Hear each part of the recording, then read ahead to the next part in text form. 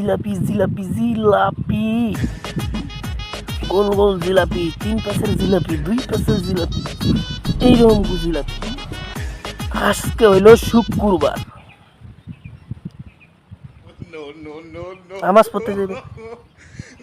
কিছু কিছু পোলাপান আছে শুক্রবারে যায় ওই জিলাপি লাগা, ওই জিলাপি লাগা, জিলাপি লাগা। নিয়ত তো বালা না, জিলাপির লাগা যায়। কথা হইলো জিলাপির লাগে যাইলে হইব, কোনো কোনো মসজিদে জিলাপি দেয় এটা জানতে হইব না, এটা খবর রাখার লাগে। উদয় গেলে হয় না, নামাজ পড়তে পারবা, ইবাদত করতে পারবা, আল্লাহর আল্লাহর ইবাদত করবা, এটা ভালো কথা। তোমার মনের ভিতরে যে জিলাপি, ইবাদত কেমনে কবুল হইব?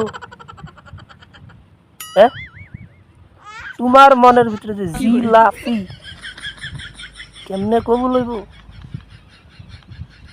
শুক্রবারটা আইয়ে খালি জিলাপি খাওয়া লাগে নাকি? এই দুনিয়ার রঙে আস, এরপরেও কই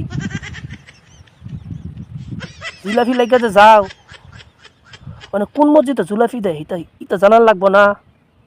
এটি জানার লাগবো নি? তাহলে জিলাপি কি কচু খাইবা? কচু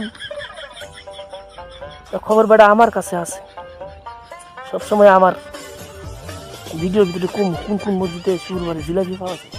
ওই যে হেনার বাড়ির পাশে হেনা হেনা হেনা, ফেসবুকে যে হেনারে খুঁজতেছে, চা চা হেনা কই, চা চা হেনা কই, ওই হেনা আছে না হেনার বাড়ির পাশে, ও আরেকজন আবার কইতাছে যে হেনার যে বিয়ে হয়ে গেছে, স্বামীর বাড়ির পাশে না বাপের বাড়ির পাশে?